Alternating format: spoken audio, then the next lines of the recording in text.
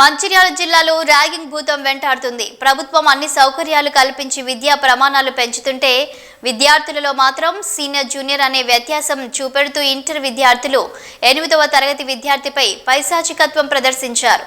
వివరాల్లోకి వెళ్తే బెల్లంపల్లి పట్టణం సోషల్ వెల్ఫేర్ బాలుర పాఠశాలలో చక్రధర్ అనే 8వ తరగతి విద్యార్థిపై బట్టలు వెప్పి సిగరెట్ తాగాలంటూ ర్యాగింగ్ చేసి హింసించిన ఇంటర్ సెకండ్ ఇయర్ విద్యార్థులు.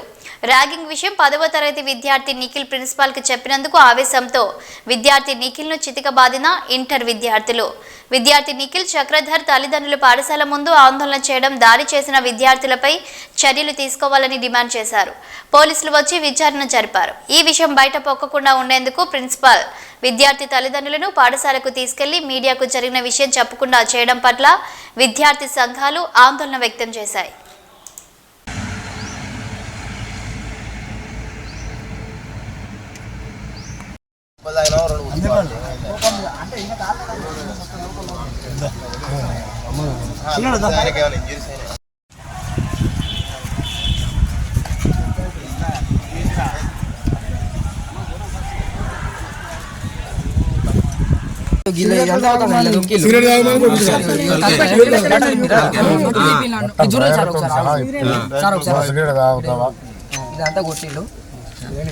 తమ్ముడిగా దెబ్బ చూపెట్టినా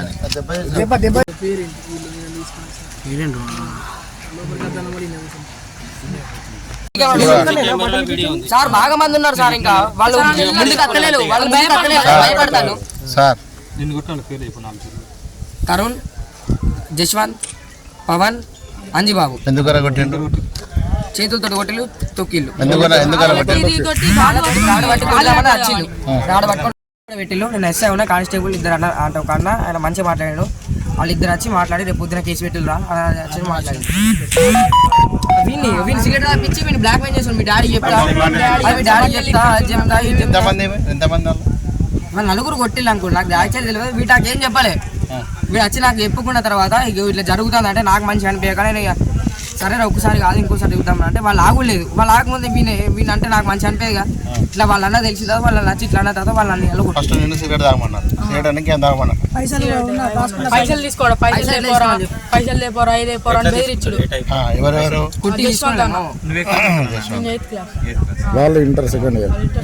ఇప్పుడు నిన్ను అట్లా బ్లాక్ మెయిల్ చేశారు, అడ్డం వచ్చినందుకు తమ్ముడు నిన్ను కొట్టారు. నీ పేరు? నితిన్.